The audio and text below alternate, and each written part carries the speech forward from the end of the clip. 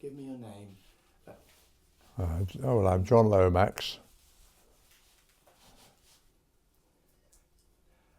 And where you lived as a child? Where I lived as a child? Yes. I was born in Preston in Lancashire, but we came to Dorset in 1938, was it? Because my father had this job here. He'd applied for the job in Lancashire, and then he got the job at Dorset of the Deputy Public Assistance Officer for the whole county. And of course, when the war started and all these people were coming across from France and Germany and Europe, the Channel Islands, it was his job to find accommodation for them. And so we didn't see a lot of him until that section of the war was over, because as soon as he finished with that job, he joined the army and went off to OCTU, Officer Cadet Training Unit, and then he when he became an officer, he went off to, well, the whole war. He went from North Africa, across to Sicily, up through Italy, and to finish up in Austria. Gosh, golly. And he was at the casino, the war, the casino. You know the Monte Casino. He was at that in the Royal Army Service Corps. So they would be supplying food and looking after the soldiers. That was his job, making sure that all the ammunition they needed and the whatever they needed to carry on the war. I'll just pause you there for a second. So what year were you born in then, John? 1935. 1935. Yeah. Right. So you came to Dorset at the age of 3. Yes. Yeah. So you've only been here 5 minutes then, as they would say. Oh yes, and we rented a flat in Dorchester at the bottom of the town in Dorchester. What's it called? There's a hill. Yeah, London Road. No, not. Turn off the. High East Street. No. Don't worry. What is it? Was it near Sant'Elmo? No. Fordington High Street. Fordington High Street. Yeah. At the bottom of Fordington High Street. Can I put that? There was a house which was behind what was an agricultural machinery factory. Lot and Warren. Engineers. Yes. Yes. Yeah. I remember that. We were facing them. Right. Yeah, I know exactly where you mean. Yeah. But you weren't there for very long. No, we weren't. As soon as this house at Redlands was finished, we moved there, and that was probably only. I think we only stayed in Dorchester for about 6 months or something like that. Right. So you probably moved to Redlands before World War started. Yes. In fact, the house was it was built apart from the roof of the garage. Was all that was left to be finished. Thank you. So you would have been about 4 years old, something like that, when war broke out? Yes, something like that, yes. Thanks, darling. And so, my first question really is, it's a very broad question. What was life like? What are your earliest memories of life from the age of about 4? Well, when I was 4, the war would have started then? It would have started when you were 4, probably. Well, of course, I remember not a lot when I was 4, but as the war went on, the obvious base, the obvious place that the Germans were after, if they were coming over with bombers, would be Portland Harbour. So I used to, and because there wasn't much traffic in the main road, I was able to stand outside on a summer's night, and I could see Spitfires and Messerschmitts battling away somewhere up there in the sky over Portland Harbour. Right. Yeah. Gosh, did you see that a lot?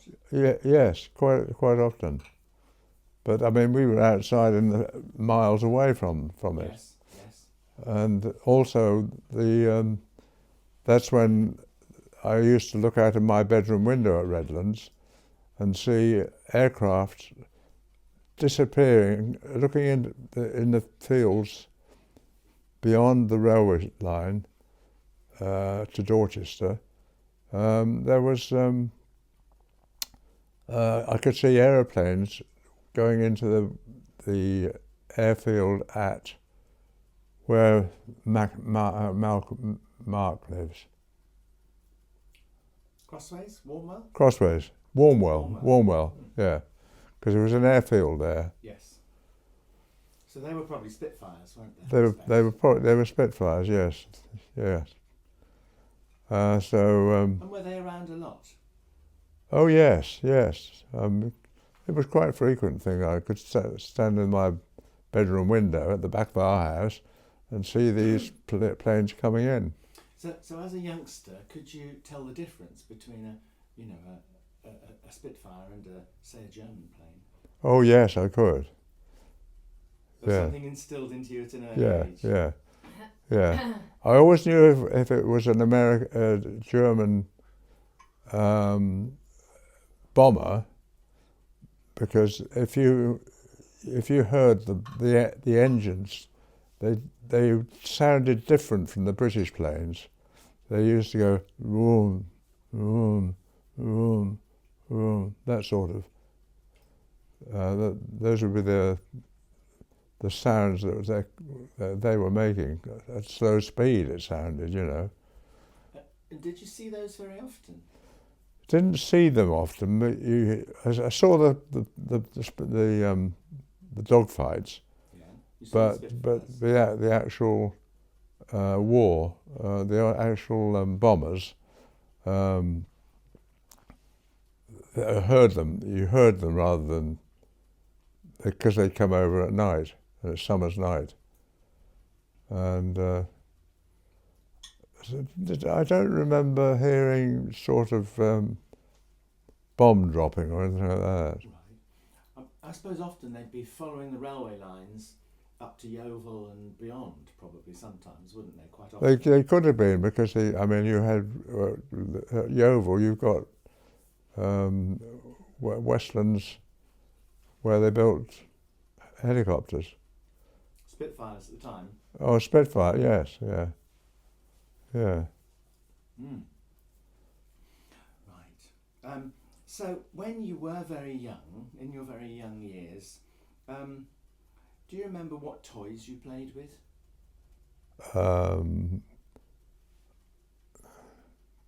Dinky toys. Toy cars. Well, model cars and lorries and things like that.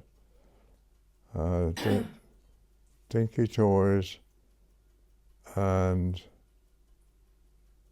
climbing trees. Did you have a lot of toys? Oh yes, I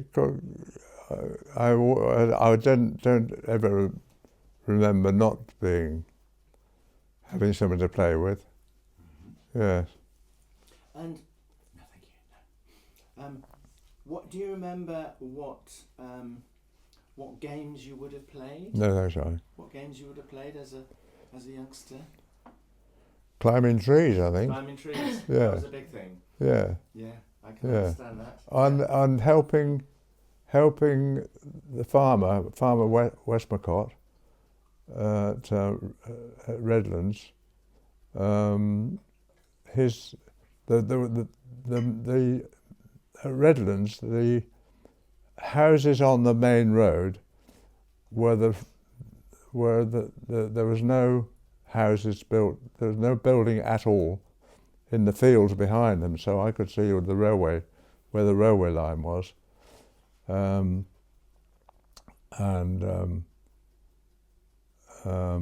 it's open fields. sorry. Farmers' fields. Yes, farmers' fields, and we used to go if it was haymaking. We'd go out there and help haymaking, and you end up having climbed up onto the top of the haystack as it grew bigger and bigger, and then when a lot would fall back down into a heap, then it would at some later time would be put up at the top. But we used to sit at the top as it was and slide off into this. In fact, we were probably deliberately knocking some over the edge so that there was something we could slide off into, you know. Now you say we. Who is we? Oh, we is my pal. Well, at that time, it would have been the farmers. Arthur Westmacott was one of them, and Arthur Westmacott was the main one, because He was one of your friends. yes, yeah. The farmers. He was a farmer's. He was a farmer's son. Farmer's son. And what sort of farm was it? Well, I presumed it was. Did we get our milk from there? Can you remember if we got? No.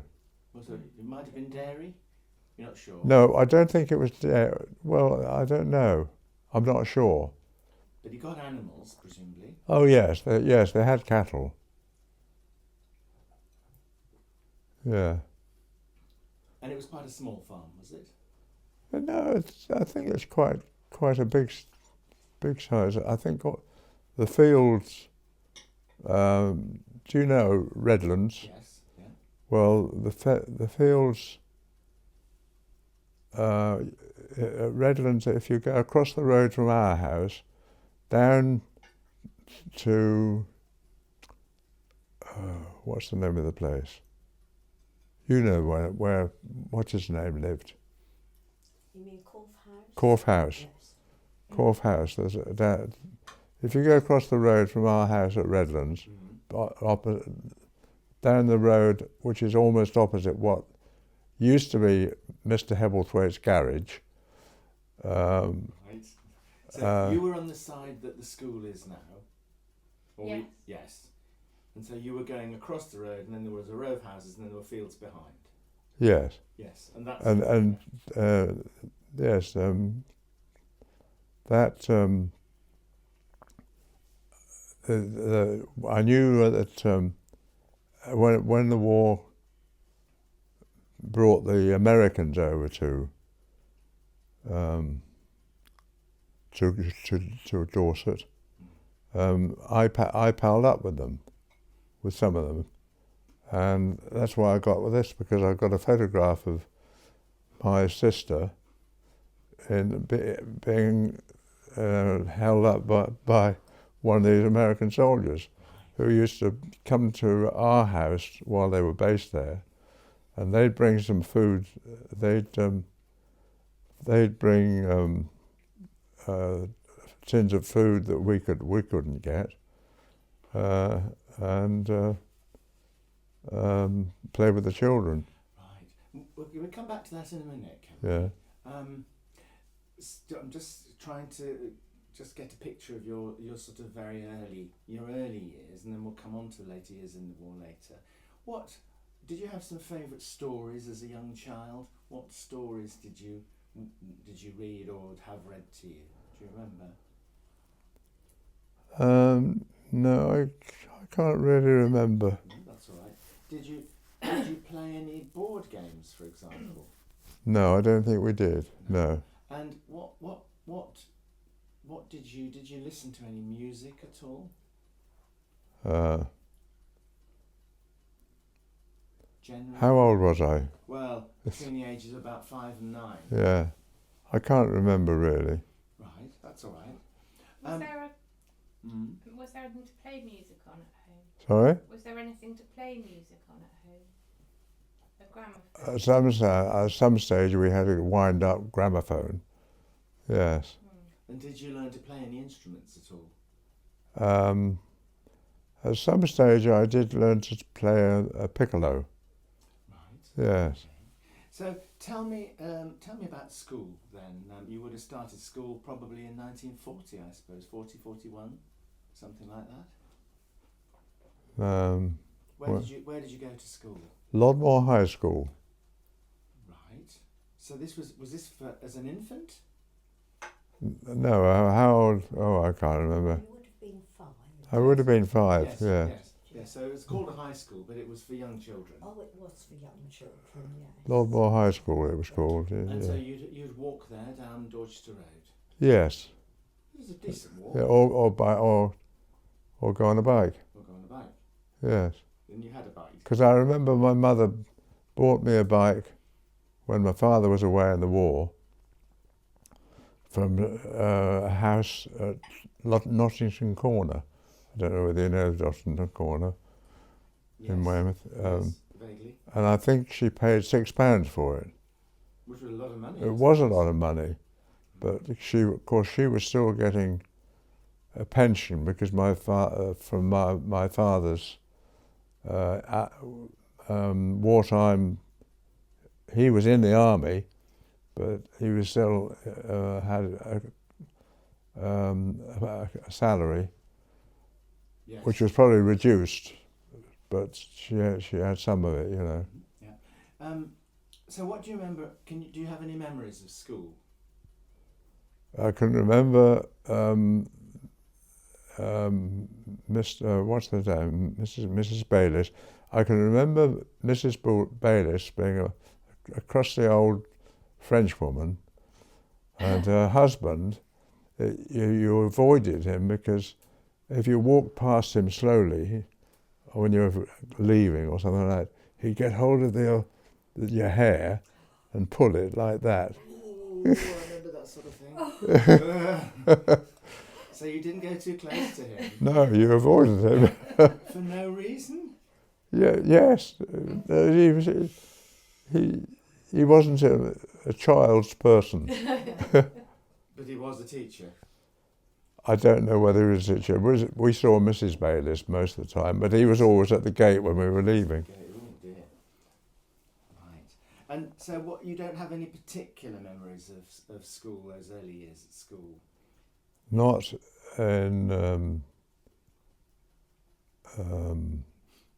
in Weymouth. Did you ever have to go, either at school or at home, did you ever have to go in the air raid shelter? If the air raid rang. Yes. Oh yes, in our front lounge, we had I forget what they called them. They were like a table. Morrison. Not a hole in the ground. Anderson, Morrison. No, yes. I remember, and they were made of metal, Yes. very solid things. Yes. And you had in case of it, you get being bombed. There was also a wire mesh fence attached to the Yes. outside. Yeah. What was that like inside that? Well, it depended if it was Christmas Day, because you. It wasn't very cosy, really. But occasionally you had to go in there. Yeah. If there was we would go in there if the air raid siren had gone. But I guess at Redlands it was a pretty good place to be, wasn't it? Because you're away from, the bombing that happened in the centre of Weymouth. Yeah. Well, it was Weymouth Harbour, Portland Harbour was the main. Well, but Chapelhay as well. Yeah, Chapelhay. That was dreadful. Do you remember that? I don't remember it happening, but I do remember it. Yes, and Chapelhay was more or less destroyed, wasn't it? It was. Yeah, and if you go to the cemetery in Weymouth, there's rows and rows and rows and rows of Chapelhay people who were killed. I think it was actually hit twice as well. I think it was hit in the summer, and I think it was hit just before Christmas. Yeah. What did you eat as a child? What did What did you eat? As a family? What sort of food did you eat? Well, I can't remember really. I know we never went without. My mother kept the garden going, and we kept hens. Right. Yeah. So did you collect the eggs?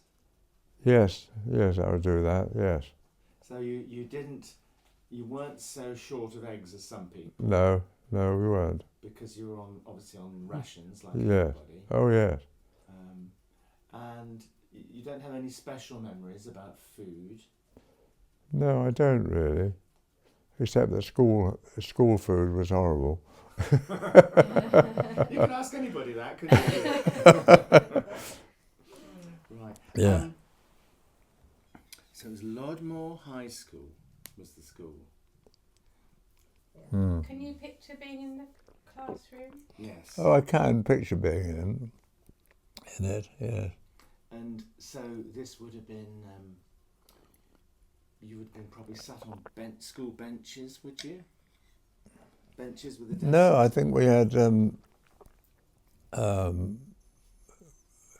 things with the seat attached and the lifting lid. Yes. Yeah.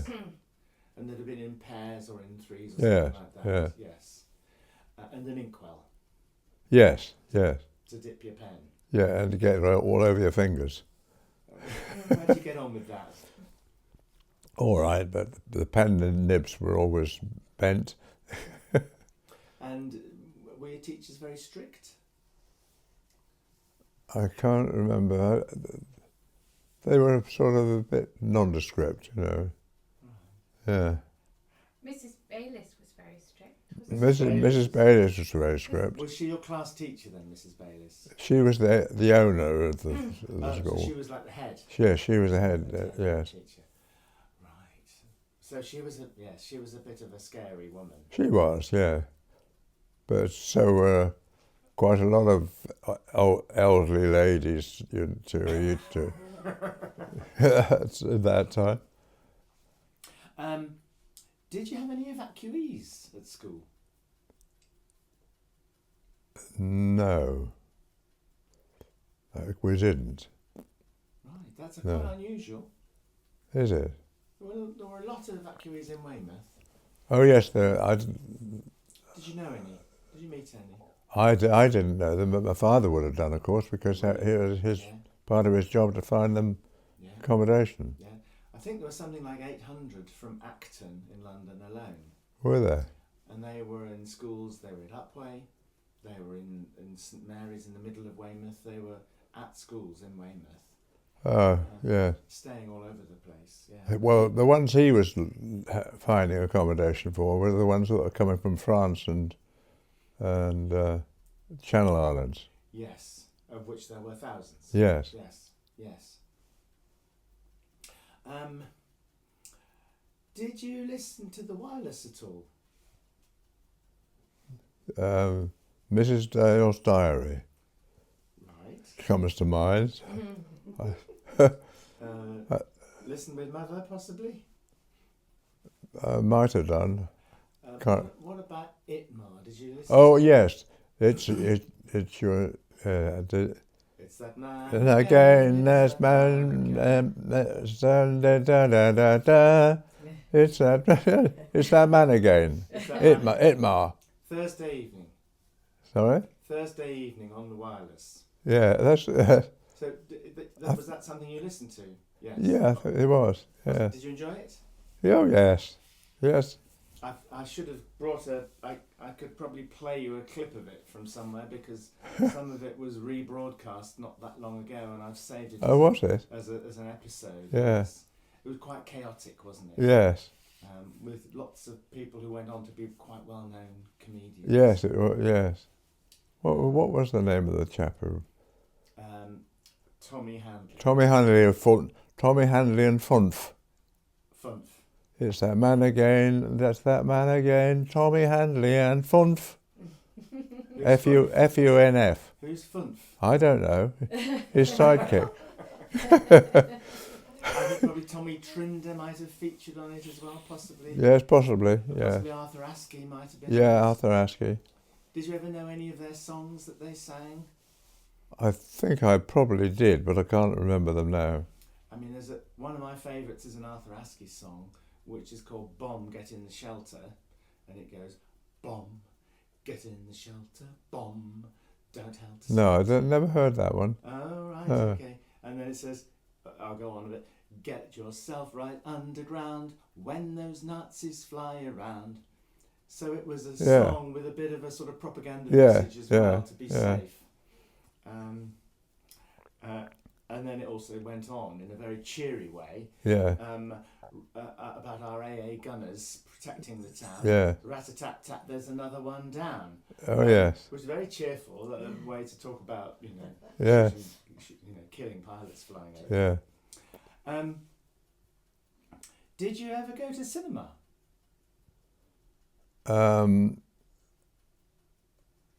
In those days you had A and B films, and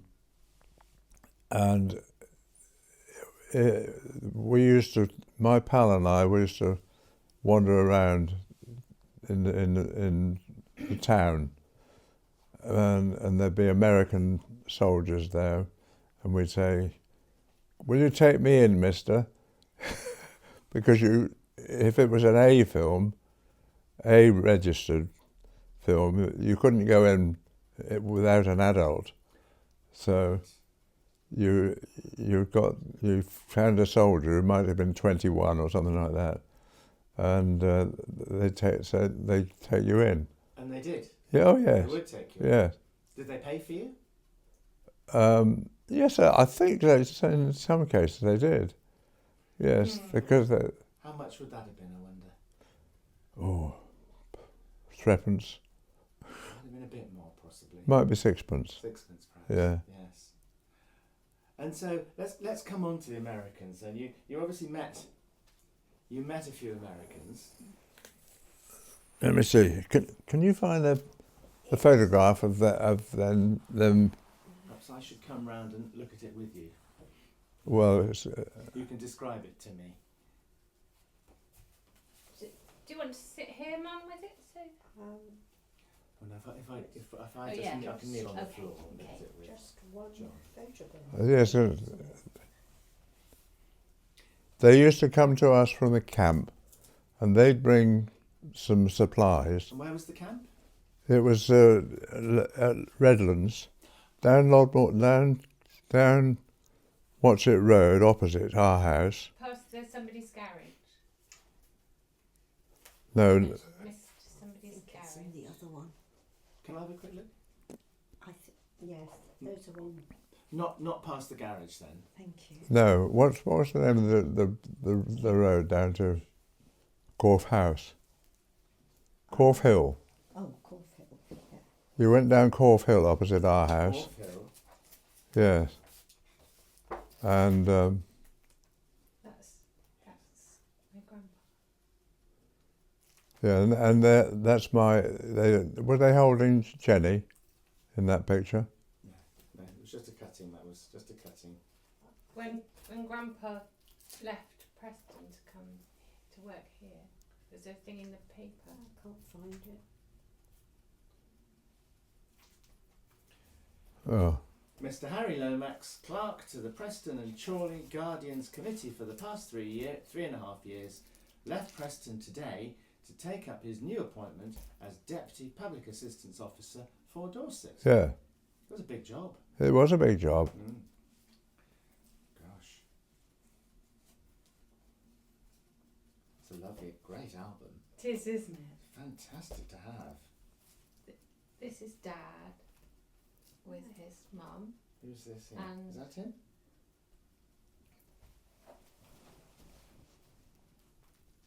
Yeah, I think it is. I think so, yeah. Wow. Who's that? That's you in a fantastic pram. It's you could kind of get a lot in that pram, couldn't you? It's huge. It is, isn't it?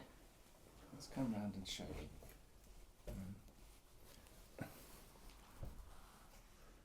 Oh yes, it does. Yes.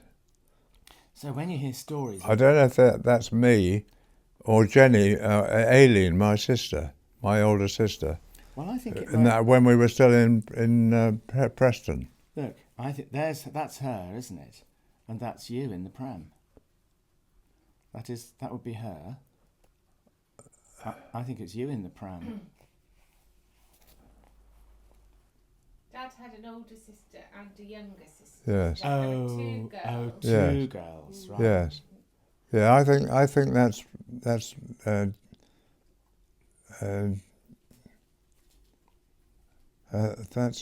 Aileen, I think, who's my older sister. Mm. So that would be me as young, And this one we're not quite sure. when we about. still lived in Preston. Yes, yes.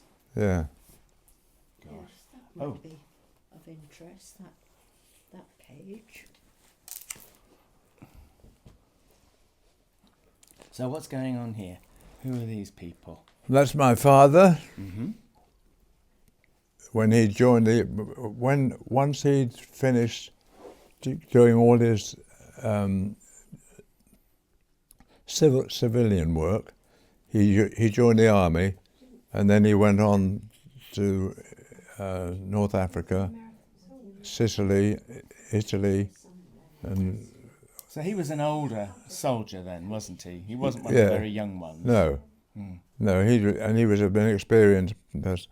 And this is his sister, actually, Right, that's your by auntie then. chance. That's Auntie Dora, and she she was a sergeant in the ATS. Right. Yeah, this is our house at Redlands, and that's you can see.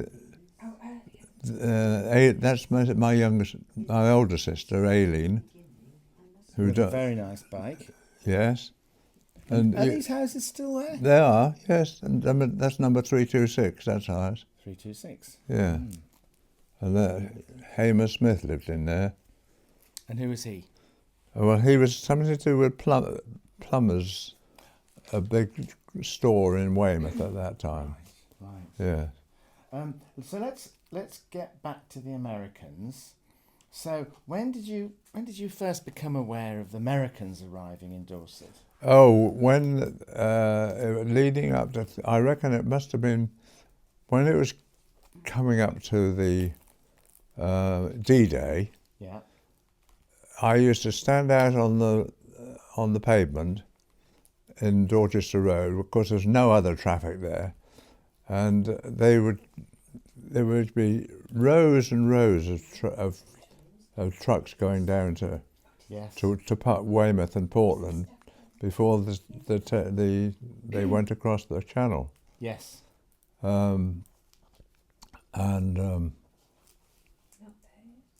Oh, that's me in the national service. Right. National Gone a service bit in late. Aden. Yeah, gone a bit late. Yeah. And so you used to see them coming past. Oh yes, and wave. one of them waved, and one of them stopped.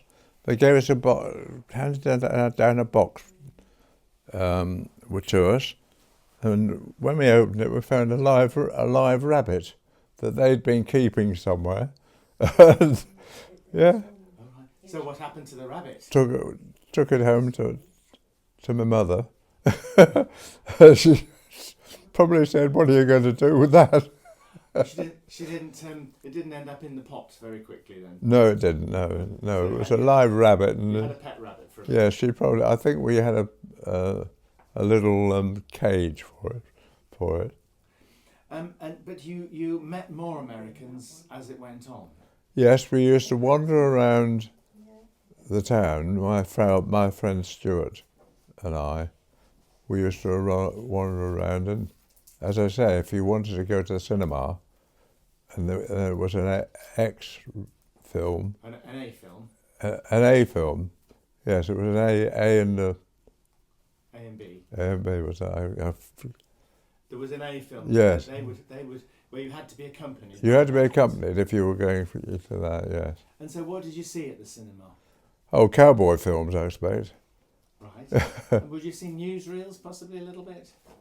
I would, but that was sort of later on. Yeah. During the, yeah. And did you? I mean, people talk about being given chewing gum and the women being given nylon. Yeah, we used to say to these people, these American soldiers, "Got any gum, chum?" Oh, you did used to say that.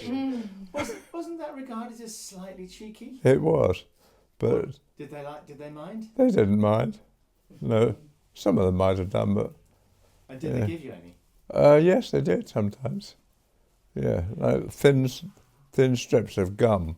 And so while the forces were all building up, there were lots of Americans living quite near you. Yeah, where we lived at Redlands, if you went down the road opposite Corfe Hill, Yes. there was a field that went up at the bottom of the hill, full of tents. I can look that up because I've got a list of all of the American army camps. Yeah. And there were probably a few thousand of them there, actually. Oh yes, there probably were. There were more Americans than Dorset people at the time. Oh yes. In Dorset. Yeah. And was that very obvious to you as a child that there were, there were so many? Well, we didn't sort of. Oh, the picture of some of them here in your No, scrapbook. no. Let me see, because Well, it looks as though it might be. those are American soldiers, yes, Right. and that's me, That's you, aged And about that- 8 or something. and that's my sister And that's Jenny. Your little sister. Yeah, And they're holding her. yeah. And they're looking quite friendly. They were. Oh, they were. Had you particularly got to know these two? Yeah, they were probably ones who were in the staying down the hill in That's a great Corfe Hill. It's a great picture. Yeah, And it must be summertime because you've got short sleeve shirts. Yeah. They're not looking particularly dressed up or smart, are they? They're just looking, yeah. And so they were obviously, Well- very kind of almost part of the community for a little while. but they were, yes. And I mean, my mother used to darn their socks, and they'd bring cans of food that they could get, but we couldn't. So you got on pretty well with them. Oh yes, yeah, They come to your house? yeah. They come to the house. Yeah, they come and sit in our lounge for a chat. Because my father was away in the army, so Mum was alone. And was she working?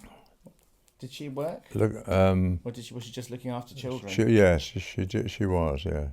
And do you remember the names of these Americans? Oh, what did I say? That just hang on a minute. Give me a minute. Hang on a sec. Oh, it might say on the back, mightn't it?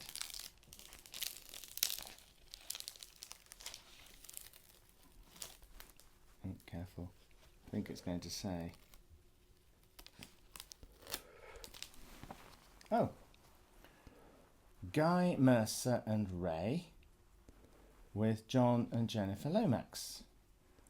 326 Dorchester Road, prior to D-Day. I would think. Yes. So you yes. And this is a copy, obviously, of the original. You must at some point have copied it, mustn't you? I'm going to take a picture of that, if I may. Yes. I'll just do that in a second. Yeah. I'll leave it out if that's all right. Yeah. What a super photo. Yeah. And you've got their names. Guy Mercer and plus Ray ? I wonder what happened to them. So do I. I mean, Often wonder. we could probably find out what happened to Guy Mercer. I did try through the American Embassy in It's a lot easier these days. yeah. We could probably find out. I might show that. I'll keep it out to photograph it just here in a second Okay. on my phone. I can ask them at the History Centre. I can ask them if they can Can you? have a little look, and they'll Yeah. have a little That'd look. be nice, wouldn't it? See if we can find out what happened to him. Yeah. It might not be a happy ending, of course, because the Yeah, yes. I'll just put that there. For a Yeah, sec. because if they went across on D-Day, When we finished, I'll photograph that. yeah. And see if we can find out a little bit more. Were they nice? They were nice chaps. Oh, yes. Yeah, they Put that down. brought us, They brought you tins of food. yeah. And that would have been probably beef and things like that, I expect, would it? Yes, probably would. And do you remember when they left? When they all went? Well, I don't remember them actually going, but I do remember rows and rows and rows of vehicles slowly in long convoy, slowly going past our house, and we'd be out there standing on the pavement, waving to every lorry that went past. It was an enormous operation, wasn't it? Yeah. I suppose they'd see an awful lot of them would have been in other camps all over the place. Oh yes, they'd have gathered at Weymouth, well, because they'd be going off from Portland Harbour. There were I haven't counted them, but there were hundreds of camps in Dorset. I think I've got it from American Army records. I've got a list of about 5 pages of close type of American Army camps. There was one in Puddletown, 3,000. There was several all around Dorchester with 2,000 or 3,000 troops in each. Mm. So there was one up in Cane Woods. They're often in the woods. Yes. Several thousand in Cane Woods. I used to know somebody who would go up and meet them and bizarrely sell them loaves of English bread because they liked our bread.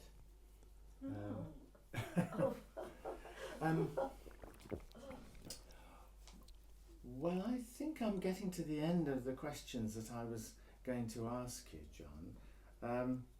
This is a gem. I think that's an absolute gem, don't you? Yes, it is. Yeah. Well, that must be quite a rare picture.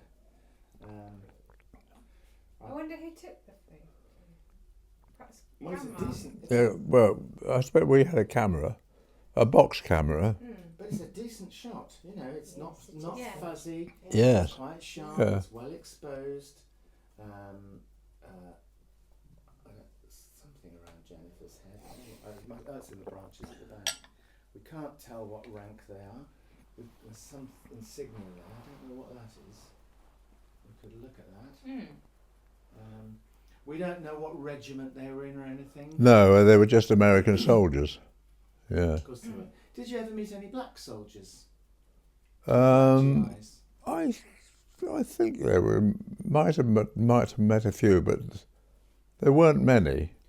Well, I think there were quite a few, but they would have been the camp cooks, Yes. or they would have been in camps of their own, Yes. because they segregated. Yes. So people do talk about meeting Yeah. black GIs. Yeah. Well, there are 1 or 2 descendants of them still around, funnily enough. Yes. Of black GIs and liaisons with local women. There's a few around. I know that somebody who lived at Broadway and on the way down to Weymouth. Excuse me.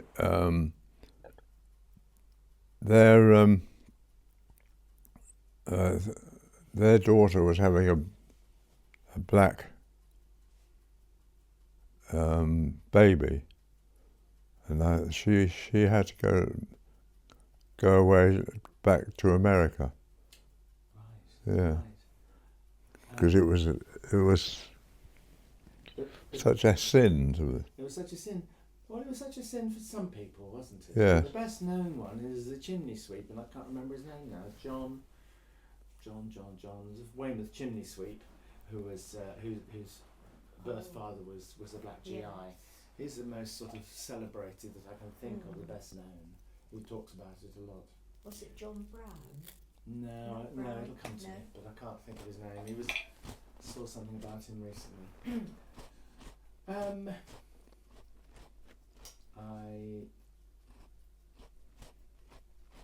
I think we've explored quite a lot of things, haven't we?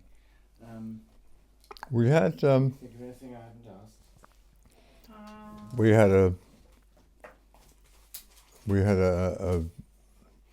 when my father was away, and we had do you know Nottington Corner, Yes. Weymouth? Yes. Well, if you go up Nottington Lane, there's a big house, and we had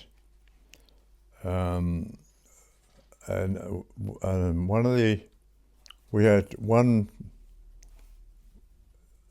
officer billeted with us for a while he was So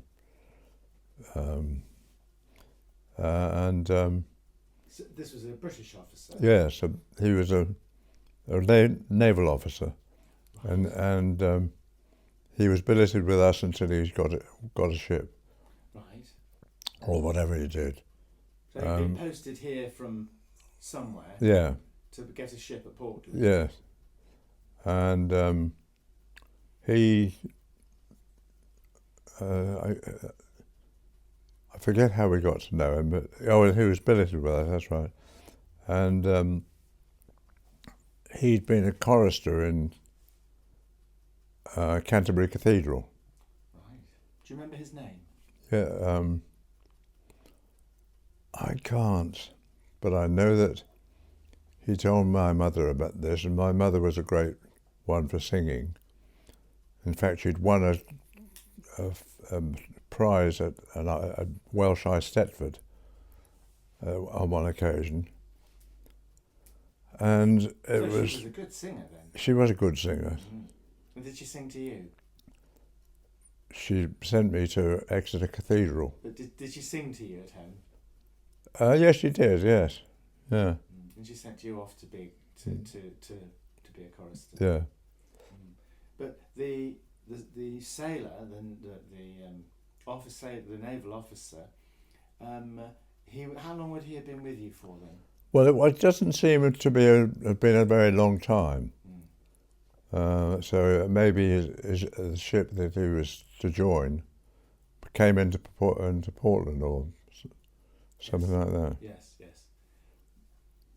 And so presumably the billeting officer would have come round and said, "Oh, you've got some space.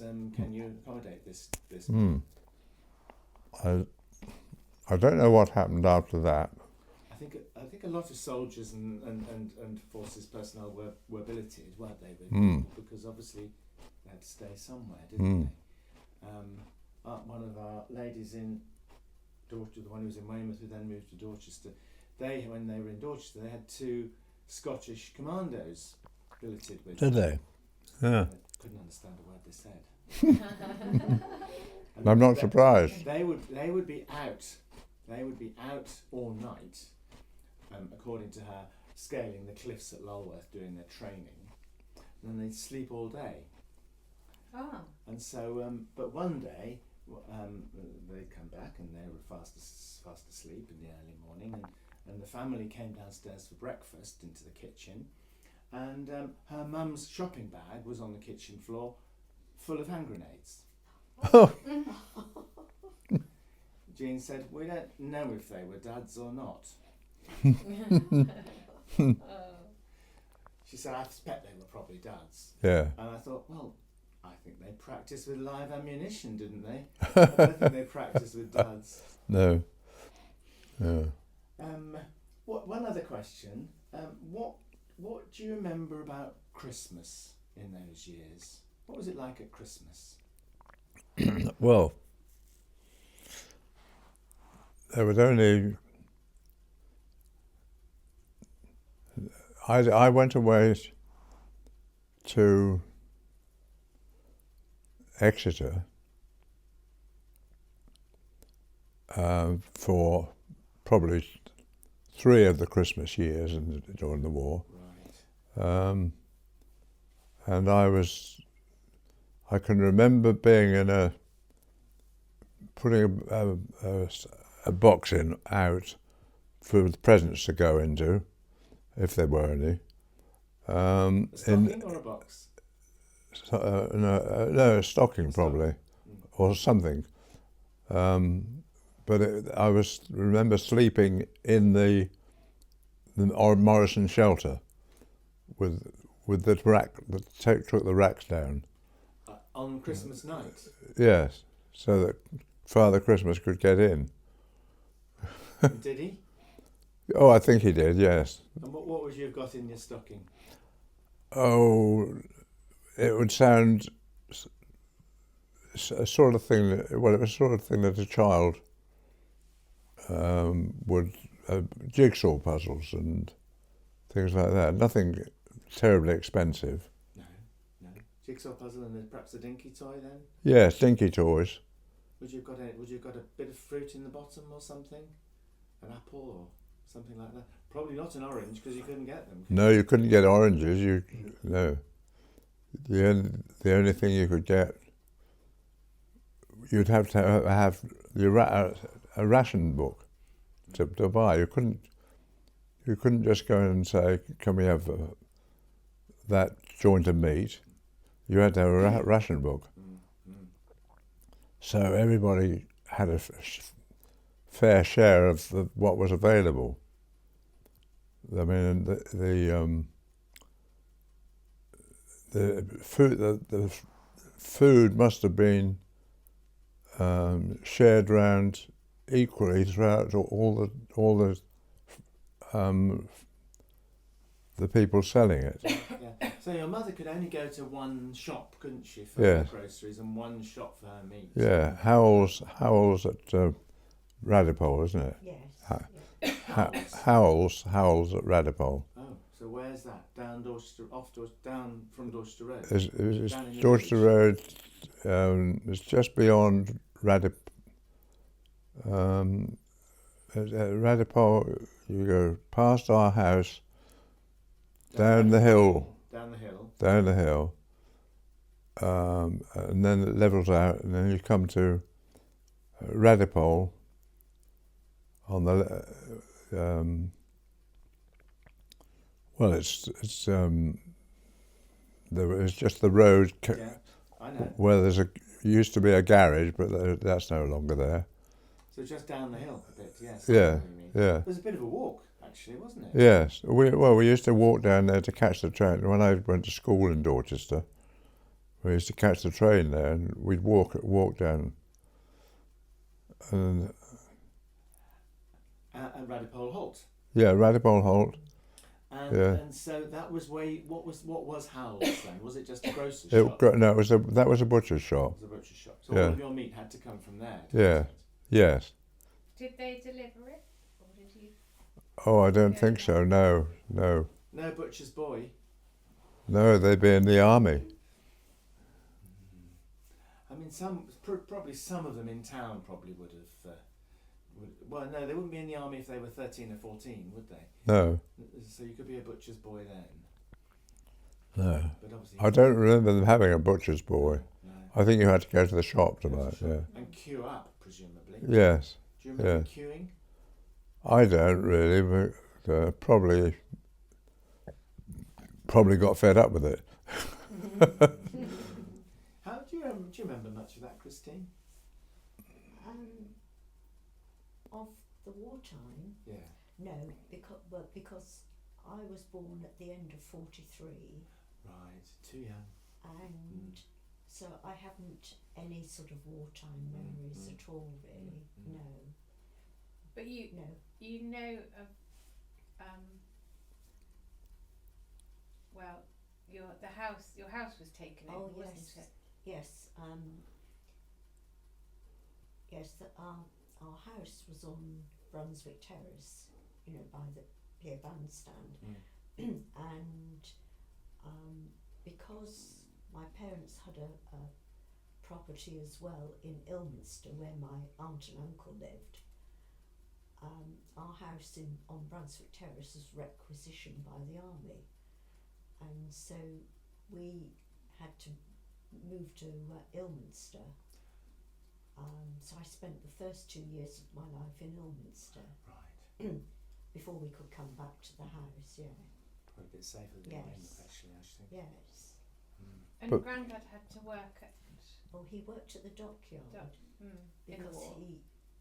because he didn't pass the medical because he had asthma very badly, and so he worked at the dockyard. Well, was it him that worked at the torpedo factory? Oh no, that No. was No. Dad's friend. My Yeah. best friend, Stuart Riddell, his Right. father was the managing director of Whitehead's Torpedo Works, and he was a director of Vickers Armstrong. Right. Well, that was he was a pretty important Oh, he person. was a very important man, yeah. Gosh, where did they live? Well, at that time they lived at Radipole. Which is how you knew Stuart.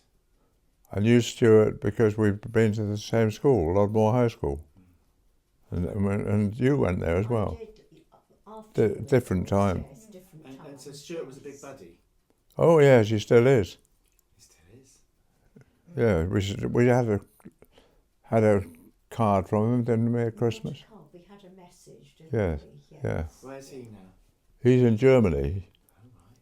Well, he went to Germany because when he qualified as an engineer, he worked for Vickers Armstrongs, which his father was one of the bosses of, and I forget what the connection with going to.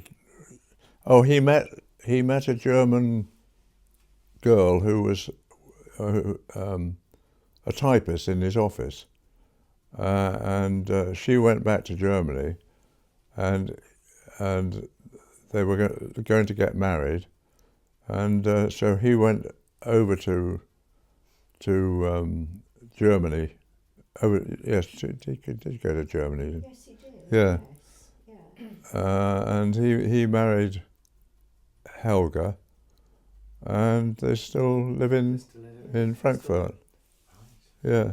So were you as a child, were you aware of the fact that your best, one of your best buddies' dad was in charge of this very important manufacturing